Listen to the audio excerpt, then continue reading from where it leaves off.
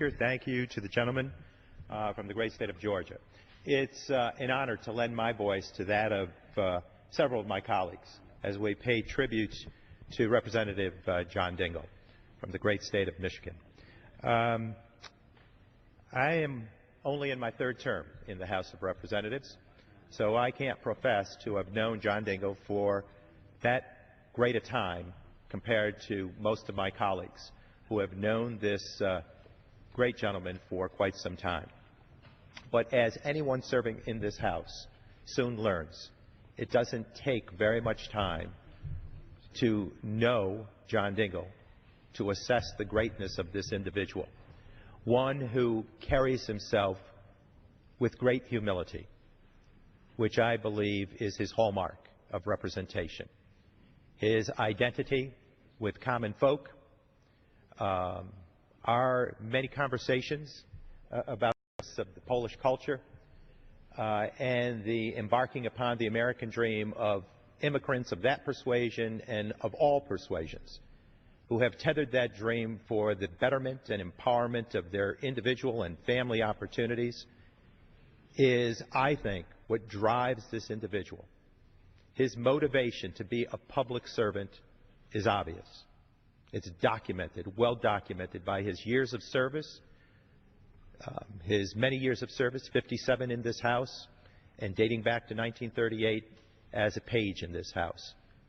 His service to this nation through the military, all of that driven, I believe, by the great deep-rooted sense of opportunity that is borne by this nation to many of those immigrants who traveled here and then developed that dream through generations to follow.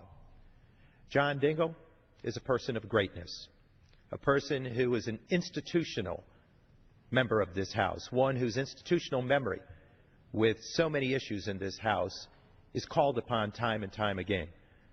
As a recently appointed member to the Energy and Commerce Committee, I marvel at the sense of involvement that he has had in his recall on the development of so many bills, bills that speak to the protection of our environment, making certain that the air we breathe, the water we drink, the soil that we cultivate is there for us for a better future.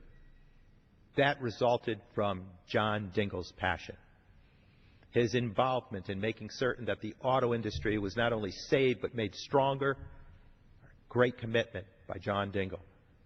His incorporation of the many acts of concern and compassion for those who require access and affordability to quality health care, well documented again, driven by the roots established by his dad that enabled him to bang that gavel when we were passing the Affordable Care Act in 2010. So there are many, many stories in just a short time that I learned from this gentleman that empower me. His direction, his instruction, his concern, his guidance, his encouragement, and his praise of any of us, routinely done by this very, very generous man, strengthens us and gives us that motivation to go forward. And what he has always taught us, what he has said to me repeatedly, your word is your honor in this business. I can't help but think what the House would be like if we were filled with John Dingells, where there was respect for your colleagues, where there was drive and passion to make a difference for America's great many working families, where there was a sense of honor and respect for this work, and where there was this attachment to the American dream that ennobles and empowers this arena. He has taught us the nobility, with a small n, of the art and science of politics. He will forever be the measuring stick of quality service and representation. The consummate representative, John Dingell. John, it's an honor to serve with you.